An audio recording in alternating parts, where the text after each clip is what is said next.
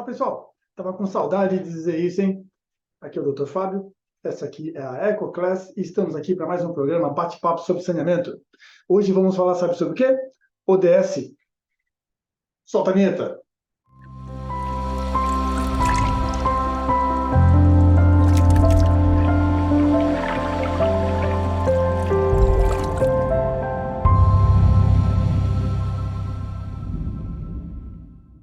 Fala, galera, meus amigos e minhas amigas. É com imenso prazer que eu estou aqui para fazer um esquenta do nosso curso.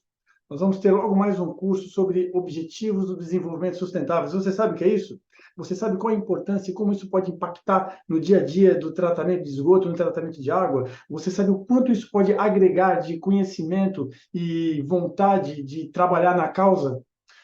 Vamos esmiuçar um pouquinho sobre esse ODS, não vamos se aprofundar porque o curso vai fazer isso, e vamos trazer alguns pontos de reflexão para chamar a sua atenção. Então, vamos lá? Bom, meus amigos e minhas amigas, como eu prometi a vocês, vamos falar sobre os Objetivos do Desenvolvimento Sustentável na ótica do saneamento. Vamos lá? Então, vamos passear um pouquinho sobre esse assunto. O que vem a ser esse ODS, os Objetivos do Desenvolvimento Sustentável?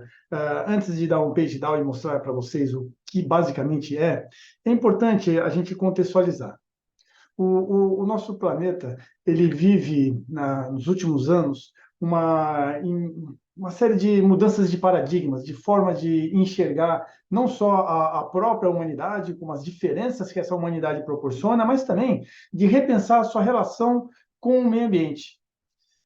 É inegável que as desigualdades sociais, as desigualdades de infraestrutura, a pobreza, elas assolam de uma forma avassaladora, indiscriminadamente, todos os países, alguns mais, alguns menos. E não é possível que os detentores do poder vejam tudo isso e não se sintam incomodados em procurar oferecer soluções. Mas essa galera que está lá em cima e que detém o poder da caneta, às vezes não está tão antenada com a realidade, o como que as coisas ocorrem e o que é necessário se fazer. Sabe, quando você não tem necessidade, quando você não tem carências, você não sente falta e nem sabe como pedir. E aí, o que acontece? Pensando nessa dificuldade de compreensão dos grandes poderosos, a ONU ela adotou uma agenda durante a Cúpula das Nações Unidas sobre o Desenvolvimento Sustentável, lá em 2015. E nessa cúpula se pensou em como oferecer para o mundo um norte, como oferecer para o mundo um caminho para a construção de uma humanidade, de um mundo mais equitativo, mais acolhedor. E nessa cúpula se pensou em oferecer um caminho que agregasse uma série de pilares fundamentais para que isso acontecesse, como, por exemplo, a questão ambiental, a preservação e a conservação do meio ambiente, a questão social. Se queremos um mundo justo, um mundo melhor, é óbvio que não podemos deixar de pensar na própria humanidade. Então, nós temos que pensar nessas necessidades humanas. Da mesma forma que essas necessidades humanas, que têm que ser equitativas, têm que ser justas e têm que permitir não a sobrevivência, mas a vida com dignidade de todos, ela tem que estar em consonância, ela tem que estar em harmonia com a preservação e conservação do meio ambiente. Nós não podemos permitir de forma alguma que ocorra o esgotamento dos recursos naturais. Mais do que nunca, a sustentabilidade aparece como uma palavra forte, trazendo junto um outro conjunto de ideias, que é a economia circular, o reaproveitamento real dos componentes que já foram utilizados, a gente passar a ver o que chamamos de resíduo como recursos a serem reaproveitados. E, dessa forma, conseguirmos aplicar institucionalmente, ações que visam a oferecer todas essas melhorias, todas essas conquistas para a humanidade com reflexo ao meio ambiente. E assim, então, surgiu-se os 17 ODS, os 17 Objetivos de Desenvolvimento Sustentável. Cada um desses 17 Objetivos de Desenvolvimento Sustentáveis, cada um desses 17 ODS traz em si um escopo, uma essência, uma abrangência, um caminho a ser trabalhado dentro sempre desses 4 pilares, com foco, é claro, aqui na capacidade de aplicação, cabendo a cada país, a cada governante, agora sabendo o que nós precisamos, o como providenciar, o como pavimentar essa estrada. E é óbvio que não é só a questão dos governantes, dos detentores do poder, mas nós, como cidadãos, a sociedade organizada se movimentar em prol da execução desses 17 ODS. Vou chamar a atenção aqui, é óbvio, né? Tem que puxar a brasinha para o nosso lado aqui, ó.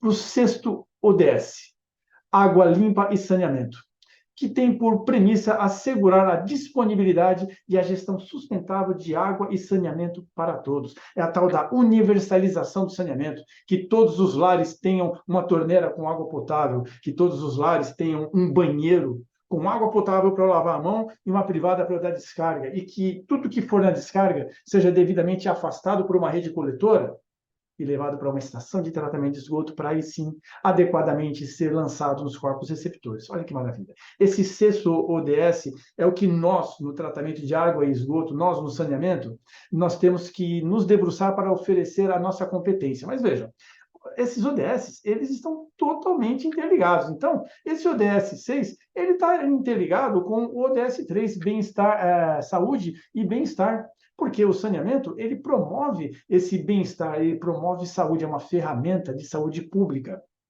Está ligado à educação, enfim, ele está inserido num conjunto de ações. Mas eu vou aqui agora falar um pouquinho melhor dele, né? E não falar necessariamente dele, mas mostrar o que temos pela frente em termos no que se refere à nossa tarefa, à nossa lição de casa. Vamos lá? Então vamos lá. Vamos ver primeiro como está o saneamento no mundo, só para a gente ter um referencial. Se a gente pegar a América Latina e o Caribe, nós estamos olhando para uma parcela do planeta bem empobrecida. Por mais que o Brasil esteja aí, né, já ostentamos a 7ª economia do mundo, temos o Chile também, enfim, temos países em desenvolvimento com um potencial econômico até que interessante. Mas, mesmo assim, 16 milhões de pessoas ainda fazem cocô. Aqui está escrito defecam, de uma forma mais chique, eu não tenho essa chiqueza toda. Fazem cocô ao ar livre, como acontecia no começo do século passado. O acesso a serviço de saneamento aqui é 74% só na América Latina e 31% no Caribe. Isso é muito pouco. Galera, se a gente sai desse pedaço do mundo e olha um pouco mais abrangentemente, a gente vai ver que 2,2 bilhões de pessoas no mundo não têm acesso à água potável. Mais de 4 bilhões não têm acesso a saneamento. Isso tem como reflexo, principalmente, a parcela da população mais vulnerável. Estamos falando de idosos, imunodeprimidos e crianças. Olha só, 360 mil crianças morrem por ano por diarreia, por doenças diarreicas. E sabe o que causa doença diarreica? Verminoses. Estamos falando aí de giardia, de parasitas que atacam o trato intestinal, coisas que já deveriam ter sido superado há muito tempo. Mas não. A África, o continente africano, ostenta, infelizmente, isso aqui, o título de ter metade das pessoas sem acesso seguro à água. E, de uma forma geral, nós estamos ainda saindo de uma pandemia onde a questão da higiene mostrou-se como algo estupidamente necessário. Não sei se hoje vocês ainda utilizam o alquimio em gel para higienizar a mão, todos esses cuidados, mas entendemos a necessidade da higiene. E olha só, 3 bilhões de pessoas não têm acesso sequer à higienização das mãos, sequer têm acesso a uma pia com uma torneira, um sabonete. É muita gente, pessoal, é muita gente. Então, quando a gente vê isso, a gente começa a entender que o ODS número 6, ele tem por objetivo instalar, instituir, fomentar, criar caminhos e ações para reverter isso aqui, para reverter esse quadro no mundo. E aí, aqui no Brasil, o que a gente tem aqui no Brasil? Isso aqui são os dados mais recentes que nós temos. Saiu no Atlas do Saneamento de 2021, mas são dados de 2017. As coisas, nós somos um país de dimensão continental. não é tão fácil conseguir levantamento de dados. A gente sempre trabalha com dados defasados, mas tudo bem.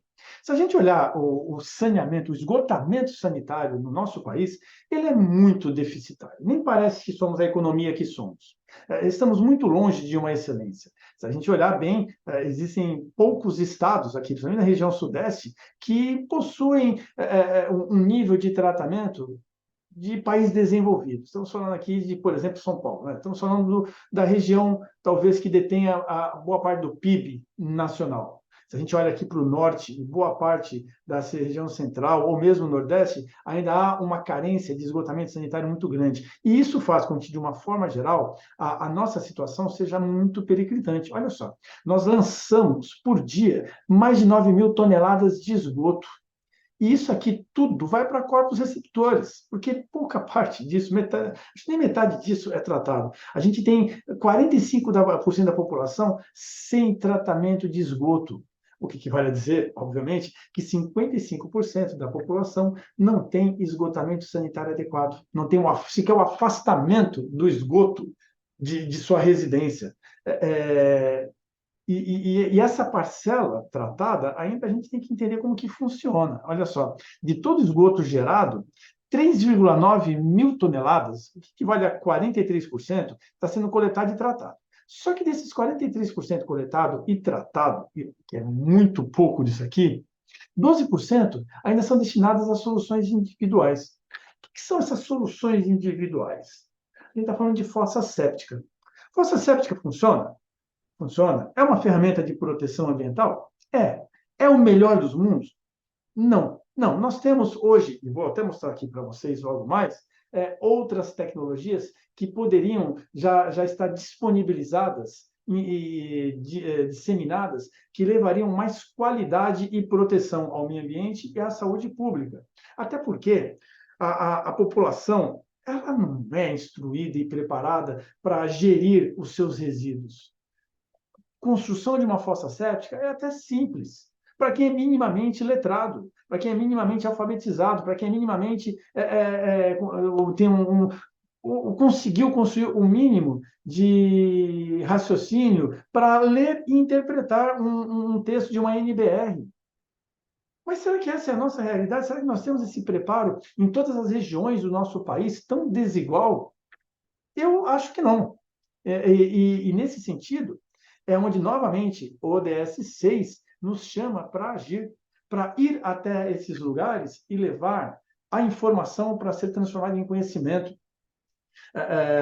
Existe um conceito muito bacana, chamado de permacultura. Nem é um conceito, é quase que um paradigma. A permacultura, ela consiste em você levar tecnologia, você levar melhorias na qualidade de vida das pessoas, sem inferir, sem alterar o cotidiano, sem alterar a cultura daquele lugar. Então, imagina só, quantos povos ribeirinhos, quantas aldeias indígenas, quantos quilombolas nós não temos por esse nosso país, que necessitam, que carecem de instrução, de apoio no que diz respeito ao saneamento, sem que a gente tenha que ir lá rasgar, colocar uma rede coletora de esgoto, fazer uma estação de tratamento de esgoto, fazer tudo essas obras de engenharia. Não, a gente possui capacidade, nós temos recursos tecnológicos a instalar nesses lugares sem afetar o dia a dia, para que eles possam continuar com a cultura deles normal, só que levando saúde e saneamento.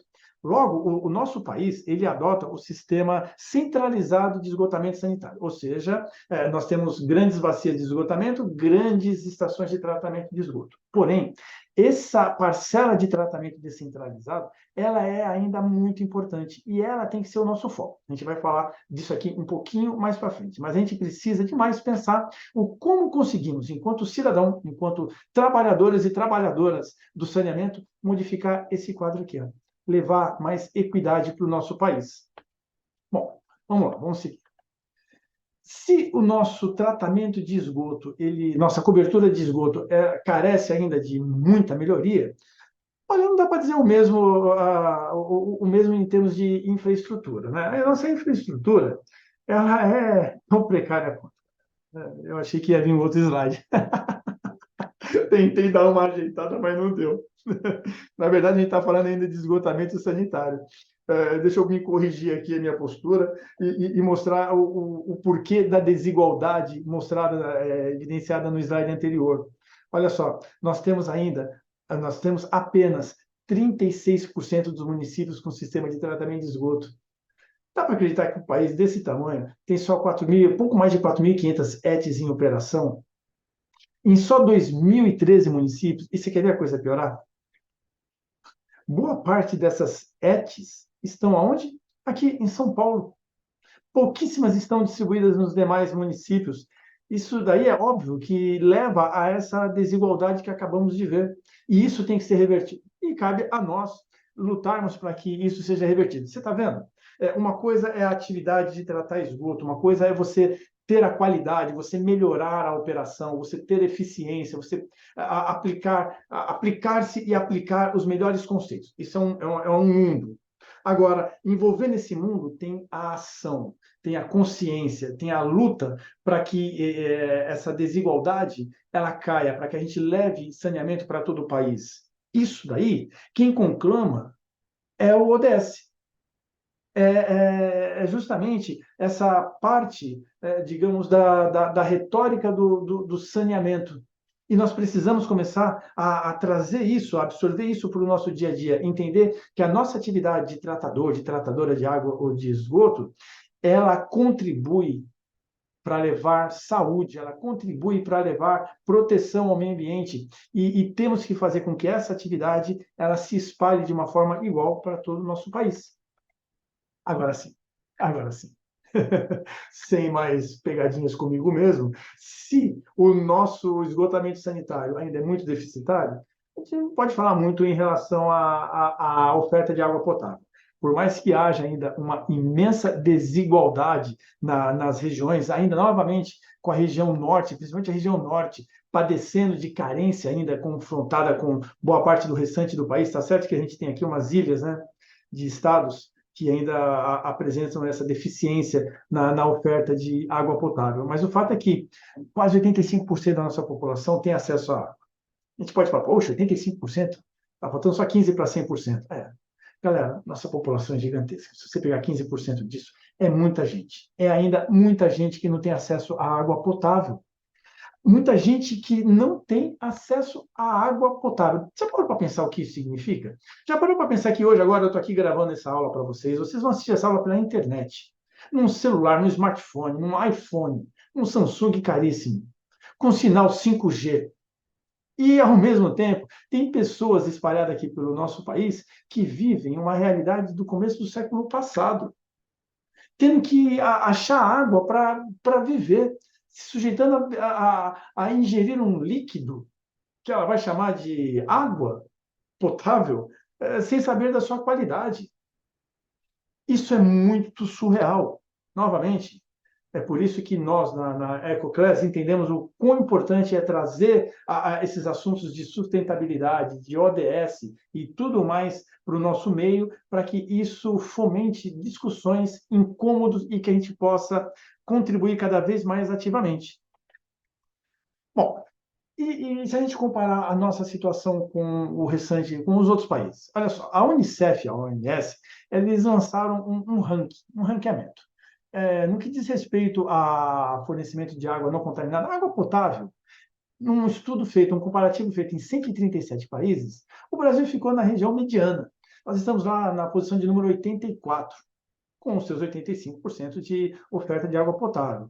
Mas nós estamos atrás de muita gente. Galera, a gente está na frente de países que ainda são muito pobres. Nós somos uma economia fortíssima. Como ainda não temos um resultado melhor? E aí, quando a gente olha a questão do atendimento à cobertura de esgoto tratado, dos 129 países, também estamos lá na posição mediana. Estamos na posição número 76, com maravilhosos 49% de esgoto tratado. Por que isso tudo? Por que há ainda tanta carência? A gente não pode esquecer, porcentagem se aplica a um número. Olha o tamanho do nosso país, olha o tamanho da população do nosso país. O que significa 15% sem acesso à água potável? Qual que é o número disso? Faça essa continha. Não vou fazer, não, até porque eu não sei direitinho o número da população, né? Eu estou dando uma de esperto aqui. quanto equivale a 51% da população sem... Qual é esse número? Sem esgotamento sanitário. Olha o quanto que é o tamanho dessas duas parcelas, vamos juntar tudo, de gente que não tem acesso ao saneamento. E nós temos aí essa meta. A Agenda 2030 está chegando. A nossa meta para cumprimento desses ODS, não só nossa, mas como do mundo, é 2030. Nós estamos em 2024.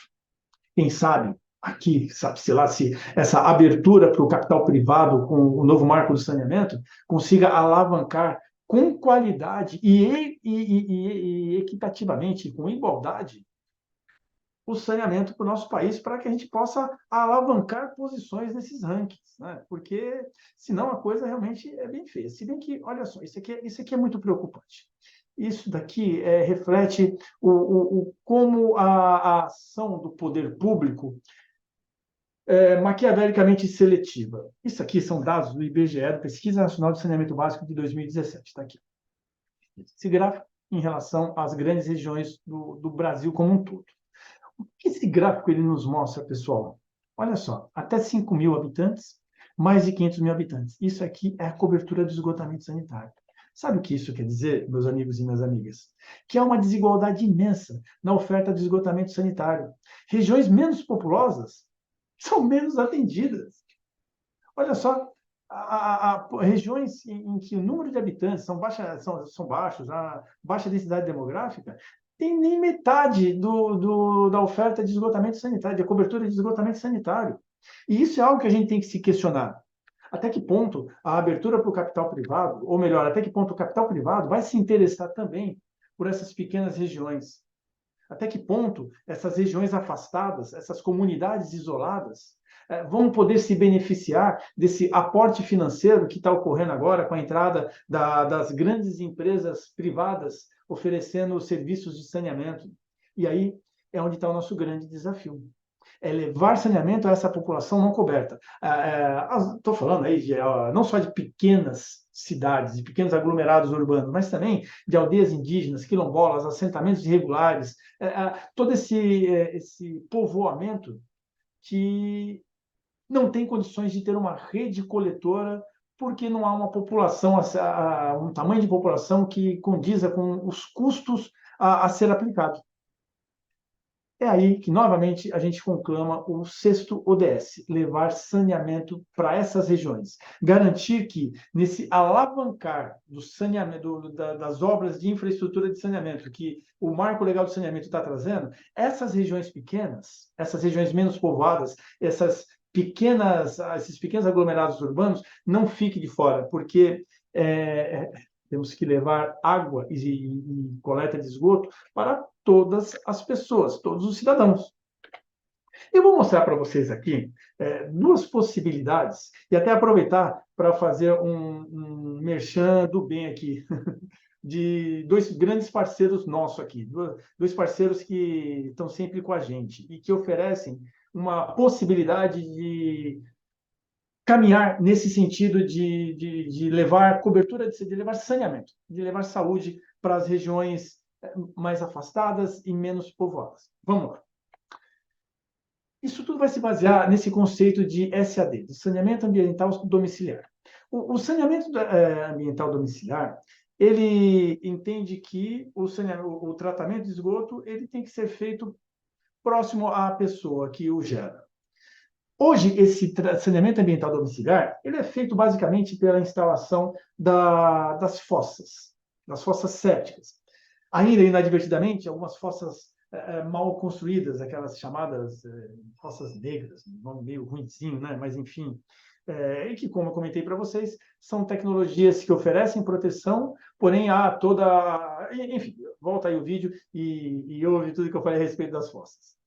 Porém, como eu prometi para vocês, existem outras possibilidades. Nós temos tecnologia para isso.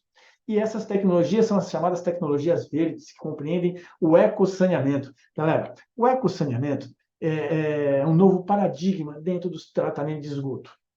Por quê?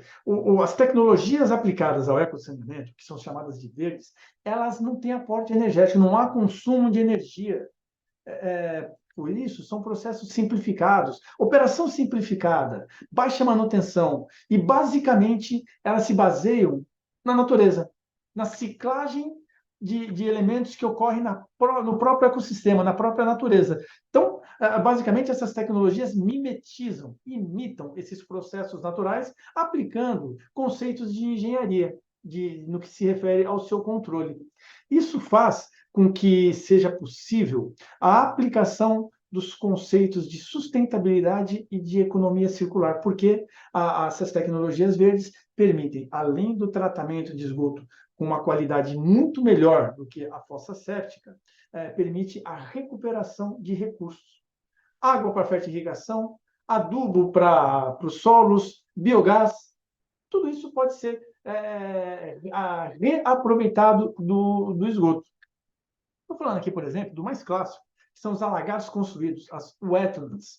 Mas é sobre delas que eu quero falar com vocês hoje, não. Hoje eu quero falar sobre os vermifiltros. Temos até um bate-papo sobre eles, porque é uma tecnologia fantástica. Aqui no Brasil, ainda pouco popularizada, mas no Chile tem os borbotões. Nasceu no Chile, o sistema Torrar. A vermifiltração é como se fosse um filtro biológico percolador, porém, aqui em cima nós temos uma população de minhocas carnívoras. Essas minhocas vão auxiliar na depuração, na estabilização do esgoto. Por que auxiliar? Porque, é claro, como é um biofiltro, nós temos o desenvolvimento de biofilme bacteriano que também vai atuar na estabilização do esgoto. E por que o vermifiltro é uma solução que é muito interessante e que eu particularmente escolhi para trazer aqui, para mostrar como uma possibilidade, como uma ferramenta de implementação nesse setor descontinuado de tratamento de esgoto, nessas regiões não cobertas pelo esgotamento central, pelo sistema de esgotamento centralizado. Porque o vermifiltro, a vermifiltração, eu arrisco dizer que é o único processo que não gera um lodo a ser tratado. Fossa séptica, daqui a pouco vai encher de lodo, eu vou ter que chamar um caminhão para limpar ou esgotar e fazer uma outra. O wetland, com o passar do tempo, acaba se colmatando e eu tenho que fazer uma manutenção, enfim. O vermifiltro, sabe por que ele não gera lodo? Porque a minhoca, ao se alimentar da matéria orgânica, vai produzir humus. E o humus não é lodo, o humus é puro adubo, já prontinho para ser comercializado ou aplicado na cultura de quem tenha. Então, a vermifiltração, para essas regiões não atendidas pelo sistema centralizado, para essas regiões descentralizadas, para esses aglomerados populacionais de pequena monta, ele se apresenta como uma tecnologia muito interessante. Olha só, e quando eu falo de comunidades isoladas, eu não estou falando daquela populaçãozinha que está lá escondida no Alto Xingu, não. Vou falar delas também, mas vejam só, nós temos um condomínio em Bertioga que não era atendido pela rede coletora de esgoto. 350 pessoas habitam esse condomínio lá em Bertioga. Pois bem, a nossa parceira aqui, a Essênia, que detém o poderio de dimensionar e construir vermifiltros, como esse que eu acabei de falar para vocês, instalou um vermifiltro nesse condomínio em Bertioga. Olha só, olha aqui que bonitinho. Esse aqui é ele, é o vermifiltro. E aqui dentro, a aspersão do esgoto, os cavaquinhos de madeira e as minhocas aqui. Olha só o esgoto bruto, olha a qualidade do esgoto tratado. Pessoal, aqui esse vermifiltro ele recebe, melhor dizendo, uma vazão de 35 metros cúbicos por dia. É bastante. E isso gera um esgoto tratado que até poderia ser usado uma forma de reuso.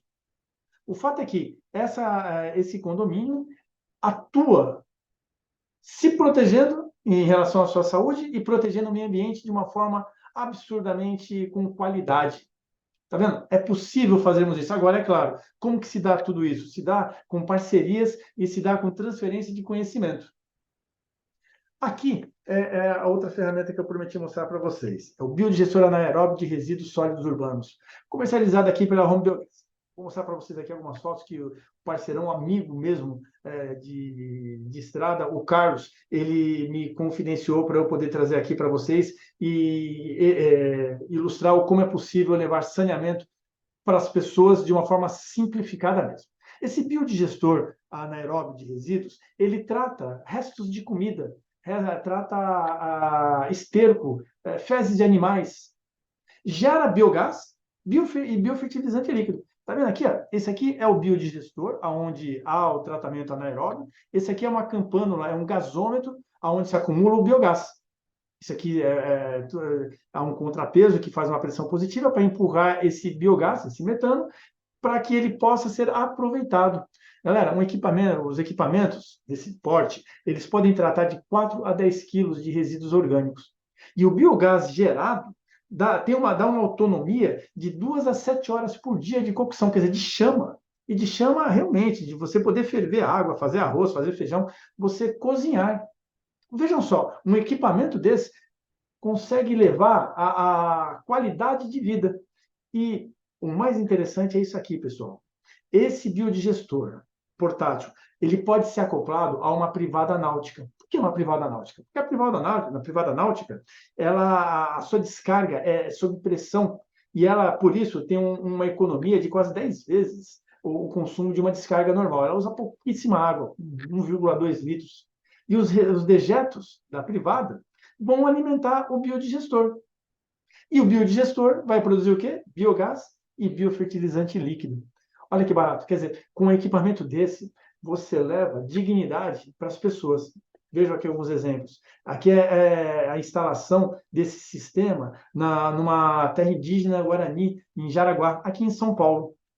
Esse aqui, numa comunidade tradicional ribeirinha, extrativista da Vila Acangantá, no Pará. Novamente, o biodigestor sendo montado e a privada náutica. Aqui, novamente, outra terra indígena, em Tumucumaque, no Pará também. E aqui, na comunidade quilombola do Degredo, lá na Bahia. Vejam, um equipamento desse, que é fácil de ser montado, é plug and play, faz com que um lugar que antes não tinha nada, tinha zero saneamento, passa a ter 100% de saneamento. Não é fantástico? E aqui são apenas 2 exemplos que eu mostrei para vocês de possibilidades. Existem outros caminhos. O que importa? O que importa é que isso tenha contribuído para vocês entenderem o quão relevante é o nosso papel e o como é importante nós entendermos que não é só focar em tratar o esgoto lá na nossa ET, em tratar a nossa água numa ETA. Isso é importante. Eu tenho que entender o que é a unidade do lodo, eu tenho que saber o que é um MBBR, eu tenho que saber o que é um coagulante, fazer um jarteste, eu preciso disso tudo. Mas eu não posso esquecer que todas essas ações devem ser revertidas na busca do bem da humanidade. É por isso que os ODS estão aí. É por isso que o ODS, o ODS 6, tem que ser algo que nos chame, que nos conclame a ter esse olhar mais atento de humanidade e de proteção ao meio ambiente. Eu vou ficando por aqui. Espero que tenha contribuído para a produção de conhecimento de vocês e a gente se vê por aí. Espero que vocês estejam conosco no nosso curso de ODS e Introdução às Diretrizes da ONU. Vejo vocês a qualquer momento. Até!